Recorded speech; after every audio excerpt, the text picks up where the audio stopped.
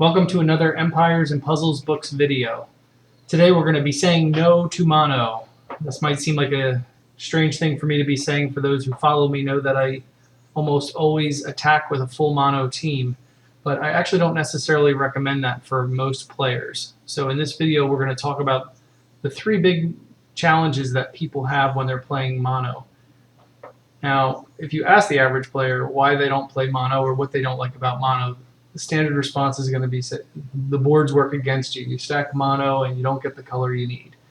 And if you look at my other video on the randomization of the initial boards, that's just not true.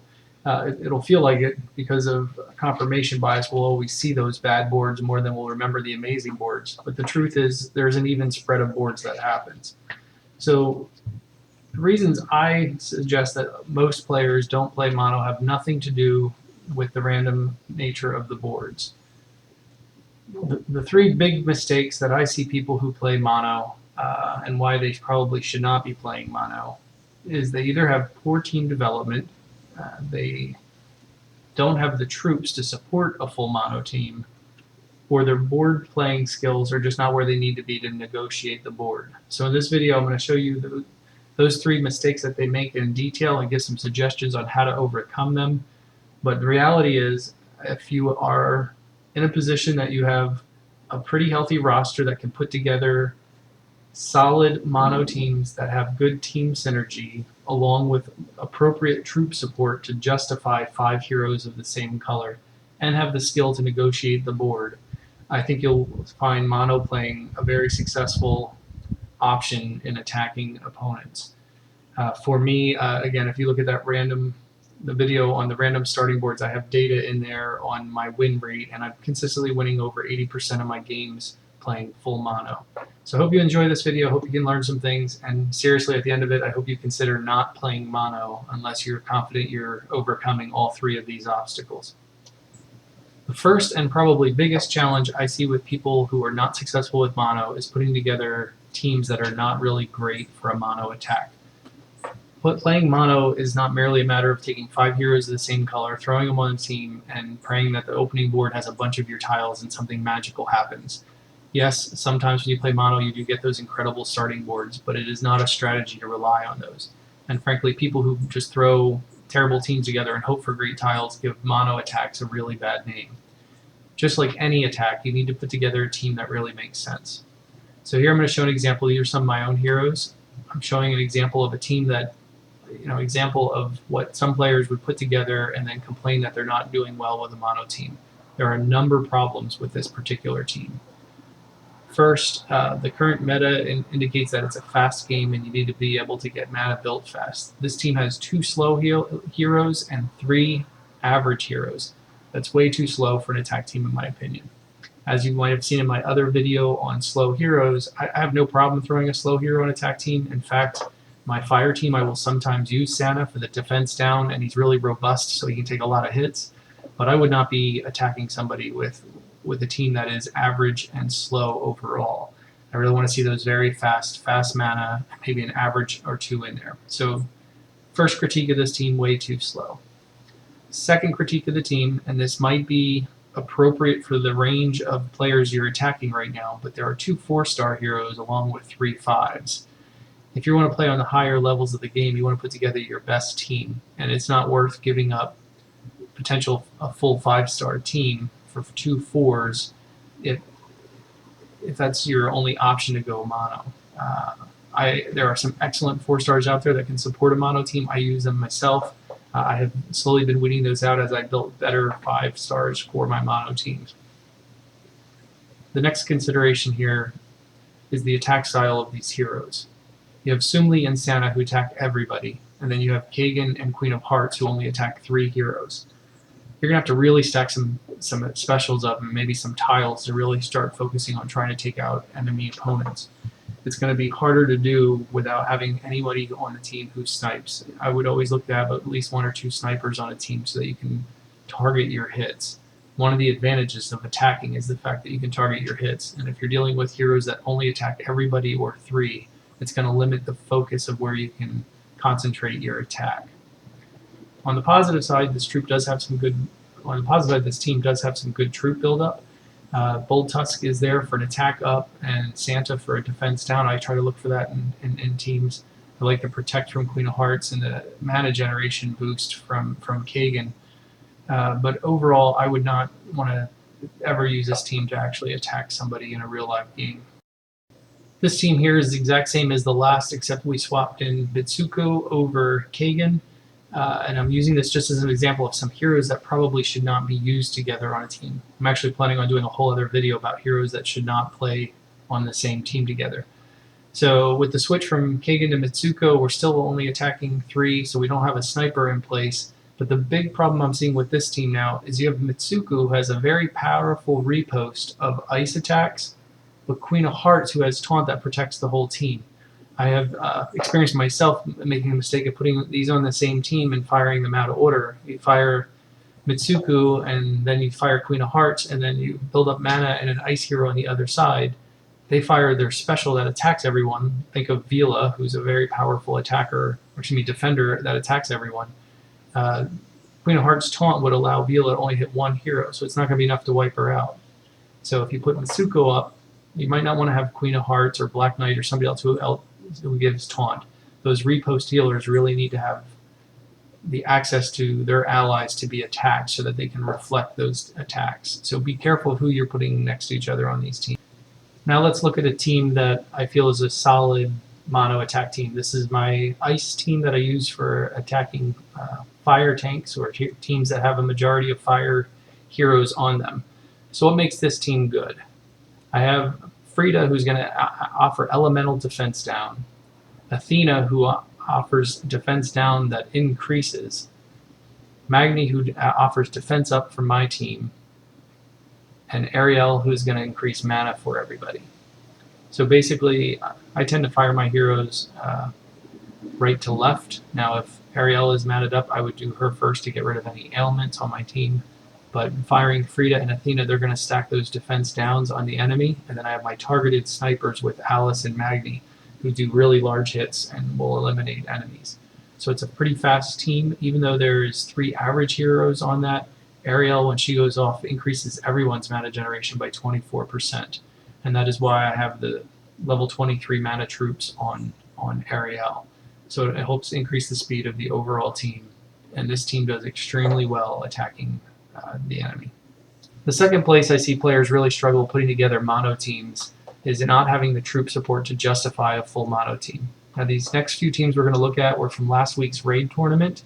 That tournament did not allow any nature heroes, which immediately makes ice the strong color. So a lot of players make the mistake of thinking, wow, ice is the strong color, so I should do a full mono defense and just throw a bunch of ice heroes on a team and that should be great. But the reality is a lot of players are not going to have the troop support to justify that. If you look at this team here, they obviously put a lot of time and energy in developing one set of troops, but the other 4 are only at level 1. I would suspect that they have built up troops of the other elements that they probably use on their primary defense team. And I think it might be more beneficial for them to have a few other heroes from the other elements here just to increase that troop support. The previous concern that we were talking about with team synergy, I'm also worried about seeing Ajir and Magni together here, as they both increase defense of the allies, so they're going to continually override each other. Ajir as tank will most likely be going off more often than Magni, even though Magni has a faster mana speed. Magni gives the bigger defense down, so it would be a shame to get that 63% defense up. It would be a shame to get Magni's 63% defense up for your whole team and then have Magni's much lower defense up override that. So again, try to read the cards and make sure we're putting heroes together that makes sense. I'm not a big fan of Magni and Ajir being on the same team like that, but really the big critique for this team is the level 1 troops across the board.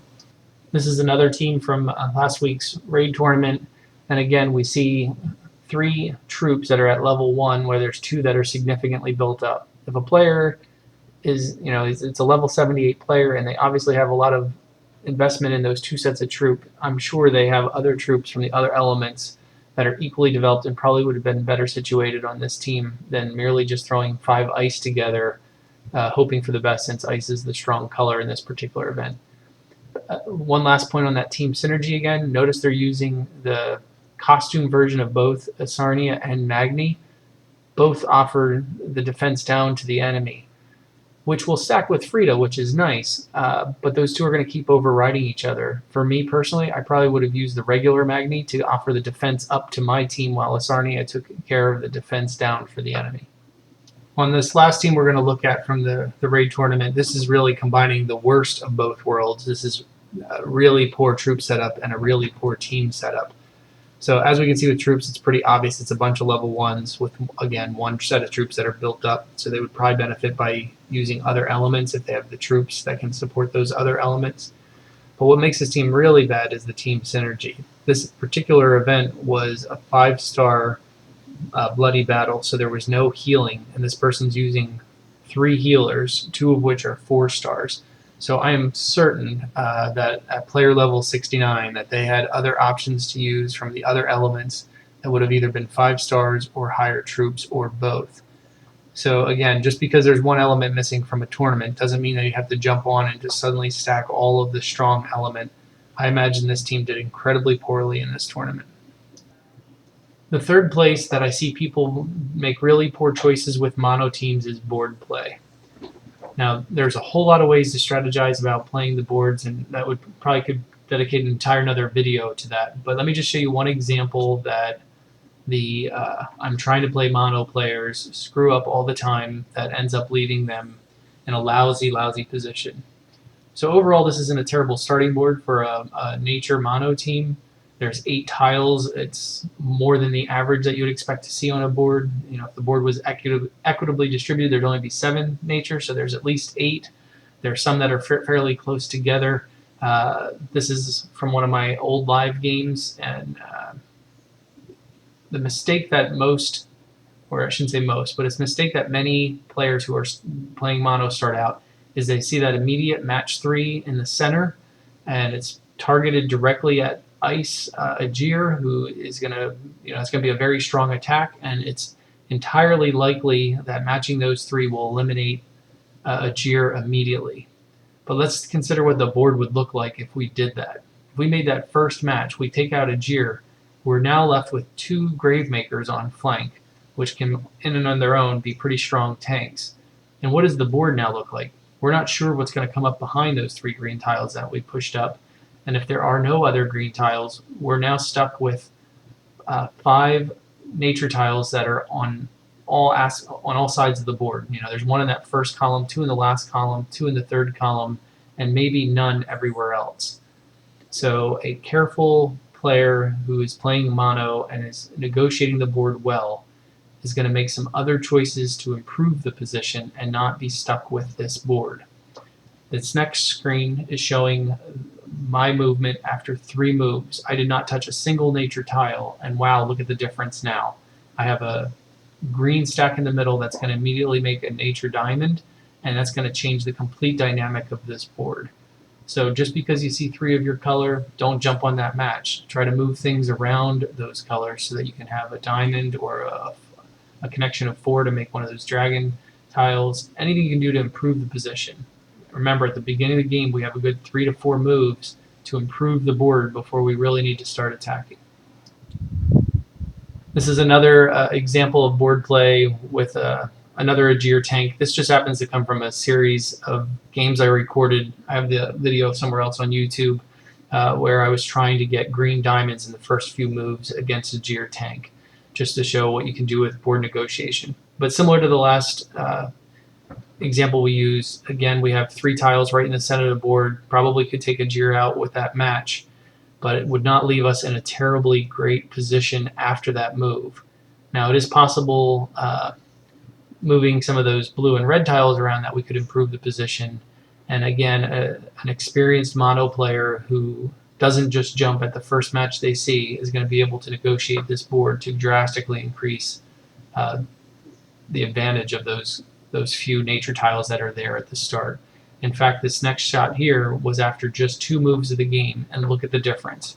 Just like the last example, we're ready to make that nature diamond, and that is going to immediately change the dynamic of this game, and we can chalk this one up into a win column. So looking back at everything we discussed, if you're not in a position to have a bench of heroes that can put together a solid mono team with good synergy and have enough troops to justify using all 5 of one color and have the skills to negotiate boards, especially if it happens to be a bad or a terrible board, playing mono is probably not the best choice for you. And I don't think there's any harm in doing when finding an attack strategy that works for your style and the heroes you have. For those mid-range players that are really starting to get built up, I think you're going to see a lot more success with doing the 3-2 attack or the 2-2-1 attack. Just for that reason, you're going to have more troop support and you'll probably have a better selection of heroes that are going to work well together. But I am a firm believer that once you have a very developed roster and very deep bench of troops, mono attack can be a very strong option for a lot of teams if you have those 3 items in place. Hope you found this video helpful. Go ahead and drop some information down in the comments. Let me know what you think. Let me know if there's any other types of videos or analysis of the game you'd like to see. Appreciate your support, everyone. Thank you.